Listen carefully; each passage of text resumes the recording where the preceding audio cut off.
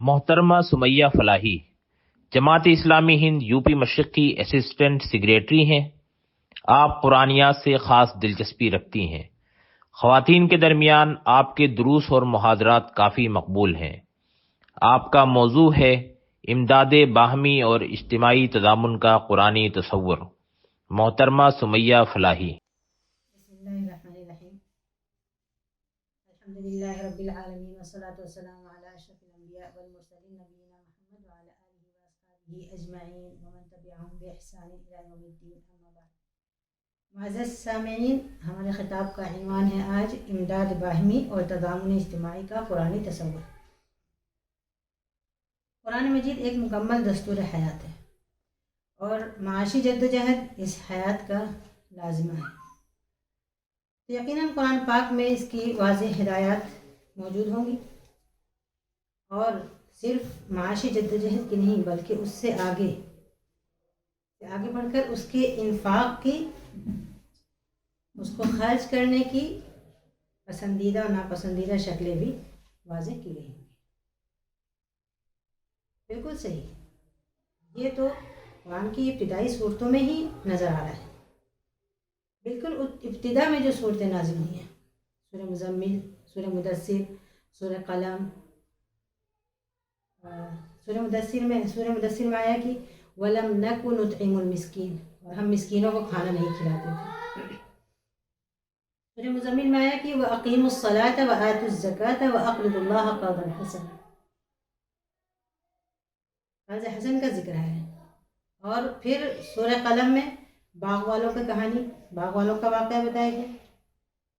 سورۃ اللیل یہ ترتیب نزول میں اس کا 9واں نمبر ہے۔ اس میں دیکھیں واللیل اذا یغشی والنہار اذا تجلی،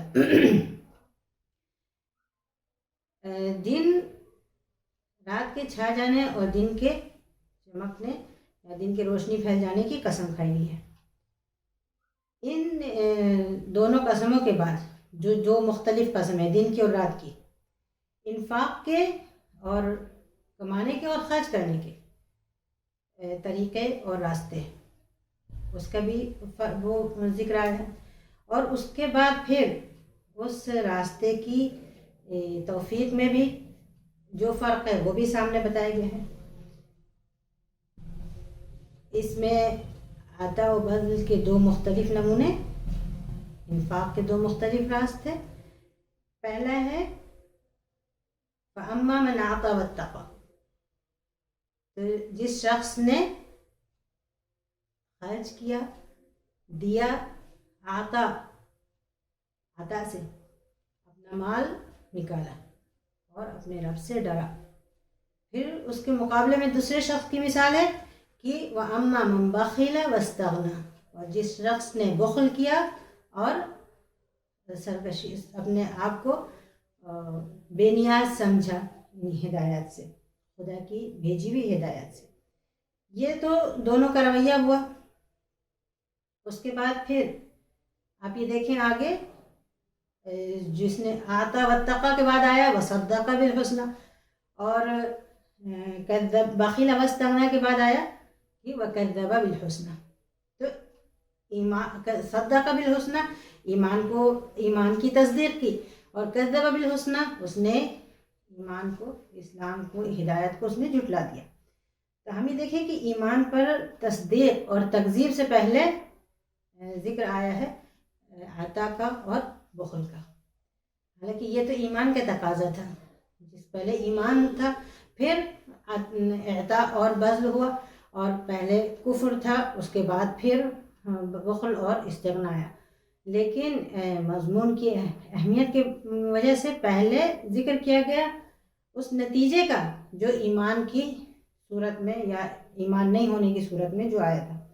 اس کے بعد پھر ان دونوں راستوں کا فرق بھی بتا دیا گیا کہ پہلی صورت میں فَسَنُيَسِّرُهُ لِلْيُسْرَىٰ، اس کے لیے راحت اور سہولت کے راستے کھول دیے جائیں گے، اس کی توفیق دی جائے گی۔ اور دوسری جگہ آیا پھر کہ فَسَنُيَسِّرُهُ لِلْعُسْرَىٰ، اس کے لیے مشکل اور مشقت کا راستہ ہموار ہو جائے گا۔ تو یہ دونوں راستے جو الگ الگ ہوتے ہیں، اس کی وجہ صدقہ اور کذبہ، یہ چیز ہے جو راستوں کو الگ الگ کر دیتی ہے۔ اب اس کے بعد اب دیکھیے سورہ روم کی آیت، ابتدائی آیت میں یعلمون ظاہرا من الحیات الدنیا لیکن اکثر الناس لا یعلمون ظاہرا من الحیات الدنیا، زیادہ تر لوگ ہیں جو نہیں جانتے۔ کیا نہیں جانتے ہیں؟ کیا کچھ بھی نہیں جانتے ہیں؟ نہیں، بلکہ دنیا کے جو ظاہر ہے وہ تو جانتے ہیں، آخرت کے بارے میں غفلت کی طرف، آخرت کے بارے میں، آخرت کے تعلق سے غفلت میں پڑے ہوئے ہیں۔ یہ چیز ان کے درمیان فرق کرتی ہے۔ آخرت کا علم، صحیح عقیدہ، یہ انسان کے اندر صحیح رخ پیدا کر دیتا ہے خرچ کرنے کا، جس سے وہ یہ سمجھتا ہے کہ اس کا خرچ کرنا صرف اس کے اپنے لیے نہیں ہوتا ہے۔ جو پھر وہ چیزیں آتی ہیں، یہ سورۃ اللیل کے آخر میں جو آیا ہے کہ سورۃ اللیل کی آخری 4 آیتیں 18 سے 21 تک کی، یؤتی مالہ یتزکی وما لأحد عنده من نعمۃ تجزی، کہ وہ جو ہے اپنے مال کو خرچ کرتا ہے۔ یہاں یہ تزکیٰ کا لفظ زکوٰۃ سے نہیں ہے، اس وقت زکوٰۃ فرض نہیں ہوئی تھی، محدود زکوٰۃ نہیں ہے، بلکہ یہ وہ صحیح ایمان، صحیح عقیدہ، آخرت کے مال کا صحیح تصور، یہ ان کے اندر جو چیز پیدا کر دیتا ہے یہ وہ ہے، وہ اپنے مال کو خرچ کرتے ہیں اور پھر کسی سے اس کے بدلے کی امید نہیں رکھتے، صرف رب کی خوشنودی چاہتے ہیں اور رب ان سے راضی ہو جائے گا، ان کو راضی کر دے گا۔ اس طرح سے متعدد مقامات ہیں جہاں اس کے لیے قرآن پاک میں جہاں انفاق کا صحیح مقام کیا ہے، مال کا صحیح استعمال کیا ہے، وہ بتایا گیا ہے، اور اسی طرح سے کمانے کے بھی صحیح راستے بتائے گئے، کمانے کے لیے بھی ہدایت آئی ہے کہ وہ مال حلال ہو، طیب ہو۔ اور سورہ زاریات کی آیت ان اللہ هو الرزاق ذو القوۃ المتین، متعدد مؤکدات کے ساتھ آئی ہوئی یہ آیت، جس میں حرف تأکید بھی ہے اور ضمیر فصل بھی ہے، اور اللہ تعالیٰ کا نام مبالغے کے ساتھ الرزاق، اور اس کی بعد اگلی صفت ذو القوۃ المتین، اتنے سارے مؤکدات کے ساتھ آئی ہوئی مختصر سی یہ آیت یہ عقیدہ پختہ کر دیتی ہے کہ اللہ کا مال خوب کماؤ اور اللہ کی رضا کے لیے خوب خرچ کرو۔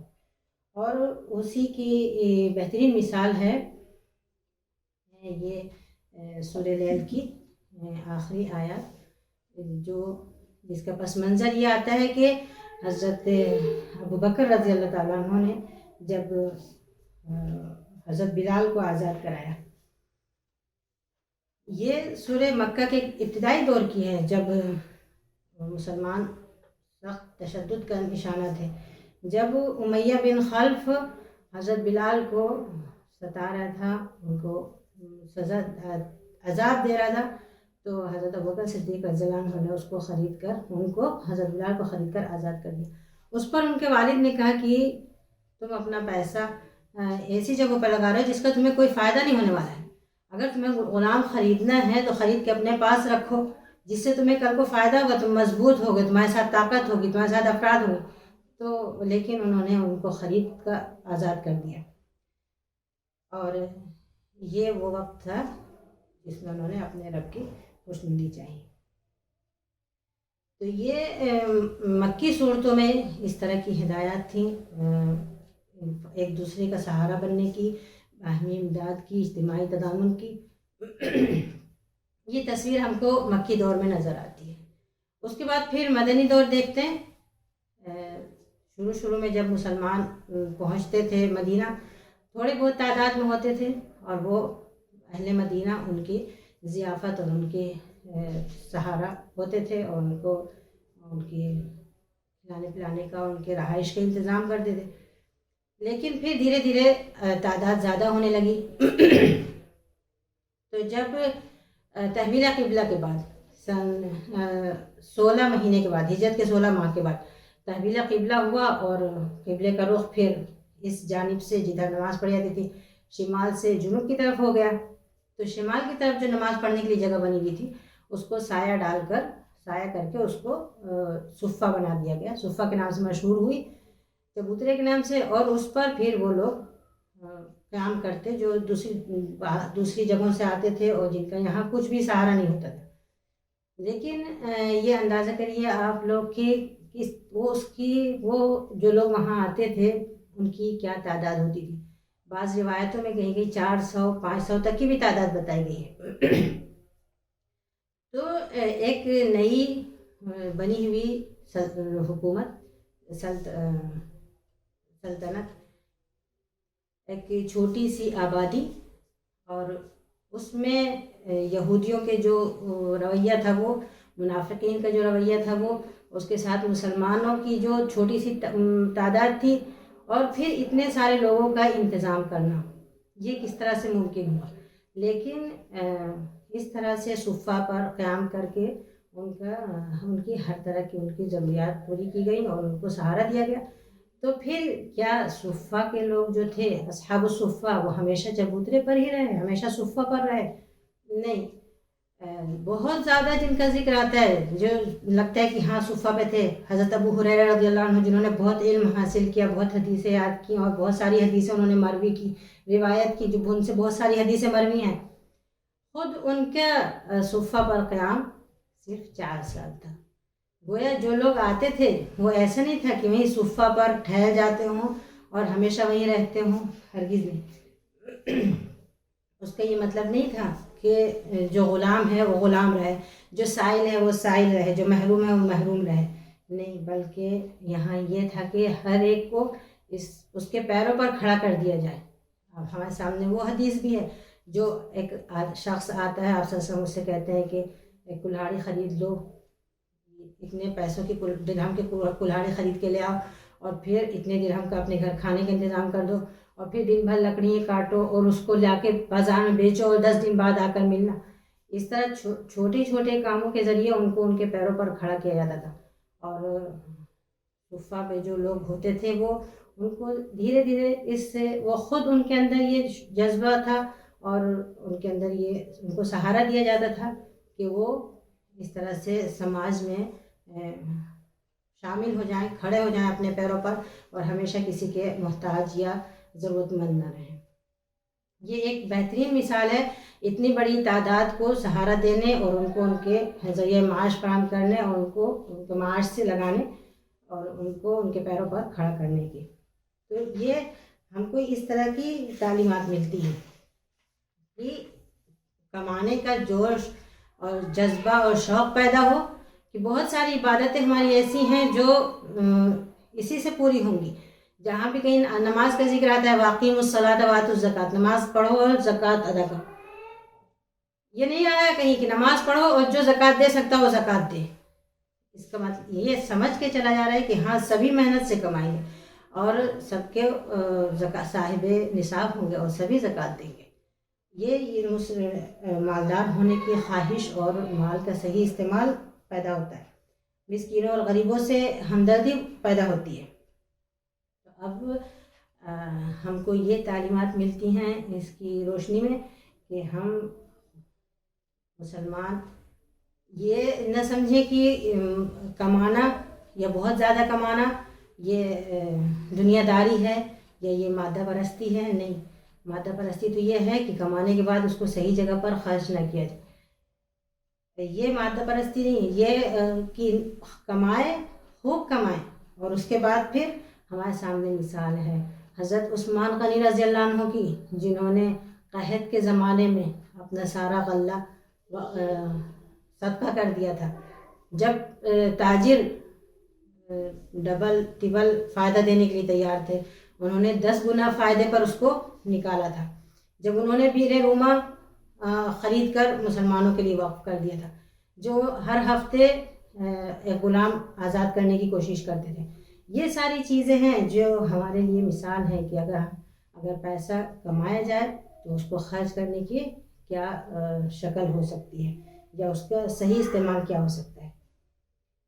تو خوب کمائیں تاکہ صفہ والوں کو کھڑا کر سکیں. جو لوگ صفہ پر ہیں وہ ہمیشہ صفہ پر بیٹھے نہ رہ جائیں اور خوب مدد کریں کمانے میں تاکہ صفہ پر کوئی مستقل نہ رہ جائے.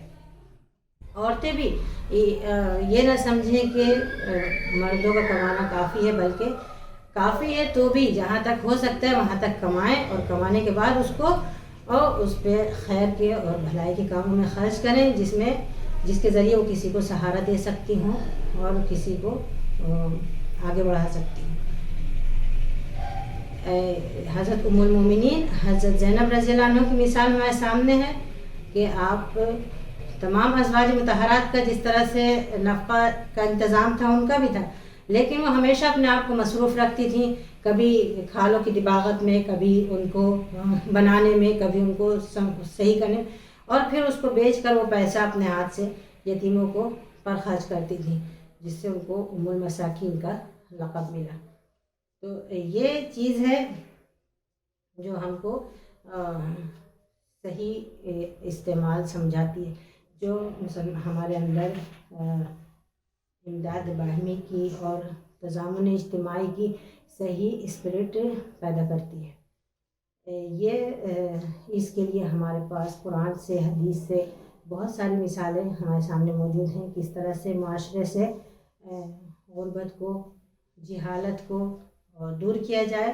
ان کو جو ہمارے معاشرے میں کمزور لوگ ہیں ان کا تعاون کیا جائے، ان کے اندر صحیح شعور پیدا کیا جائے کہ وہ کس طرح سے اپنا مال صحیح جگہ پر لگائیں جہاں ان کو فائدہ حاصل ہو سکے، اور ان کے اندر یہ شعور پیدا کیا جائے کہ جن رسم و رواج میں وہ گھرے ہوئے ہیں، جس کی وجہ سے ان کو بہت زیادہ قرض لینا پڑتا ہے، ان سے کس طرح سے وہ ان سے چھٹکارا حاصل کر سکیں اور کس طرح وہ اپنے آپ کو ان رسم و رواج سے آزاد کر سکیں. اور ان کو جو سرکاری اسکیمیں ہوتی ہیں یا جو ذاتی طور سے ادارے تعاون کر سکتے ہیں، اس کی اسکیمیں ان کو بتائی جائیں، اس میں ان کو سمجھنے میں ان کو مدد کی جائے اور ان کے اندر صحیح شعور کمانے کا صحیح شعور بیدار کیا جائے. تو اس طرح سے اسلام ہم کو یہ سکھاتا ہے کہ جس کے پاس بھی جو چیز ہے وہ اس میں دوسروں کو شریک کرے اور اس کو دوسروں کی محرومی اس سے دور کرے. جس طرح سے کسی کے پاس اگر علم ہے تو وہ دوسروں تک پہنچائے، فَلْيُبَلِّغِ الشَّاهِدُ الْغَائِبَ. اسی طرح سے اگر کسی کے پاس مال ہے تو اس میں دوسروں کو شریک کرے اور دوسروں کو جہالت اور فقر و فاقہ دور کرے. اگر ہم نے اس کو سمجھا ہوتا تو مسلمانوں نے بہت کمایا. اگر اس طرح سے ہم اس کو خرچ کریں تو مسلمانوں کی حالت زار ایسی نہ ہوتی، بہت بہتر ہو جاتی. اللہ تعالیٰ ہم کو توفیق عطا فرمائے کہ ہم اس کے مال کے صحیح استعمال کو، اس کی حقیقت کو سمجھ سکیں اور اس کو صحیح جگہ استعمال کر سکیں. اللہ کا مال خوب کمائیں اور اللہ کی رضا کے لیے اس کو خرچ کریں. اقول قولی ھذا واستغفر اللہ لی ولکم ولجمیع المسلمین وصلی اللہ علی نبینا محمد وعلی آلہ وصحبہ اجمعین.